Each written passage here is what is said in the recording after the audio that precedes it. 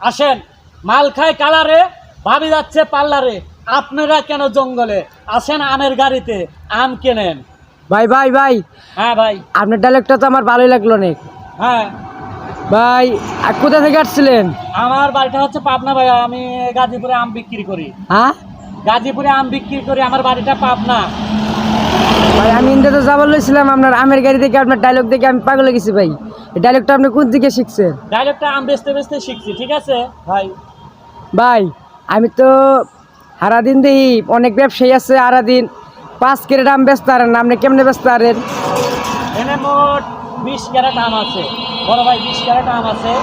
এই 20 ক্যারেট আম আমি সারাদিন ধরে বিক্রি করবো, তবে আমি আশা করছি একটা ভাই ধরেন এই আমটা, এনে 20 ক্যারেট আম আছে। হ্যাঁ, এই 20 ক্যারেট আম আমি গাড়ির উপরে সারাদিন ধরে বিক্রি করবো।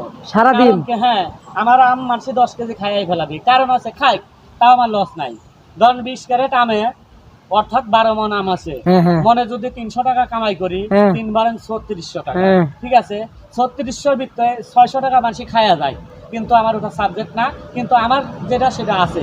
এই ভাই তাহলে আপনি কয়টা আম কেজি কিনেন? এটা তো আপনি তো মাংনা খাওয়াবেন 6 কেজি মানুষের। সেটা বলা যাবে না, কিন্তু আমি প্রত্যেক কেজি আমেতে 10 টাকা 15 টাকা লাভ করি, ঠিক আছে।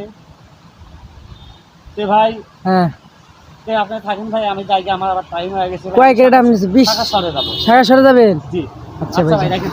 আচ্ছা।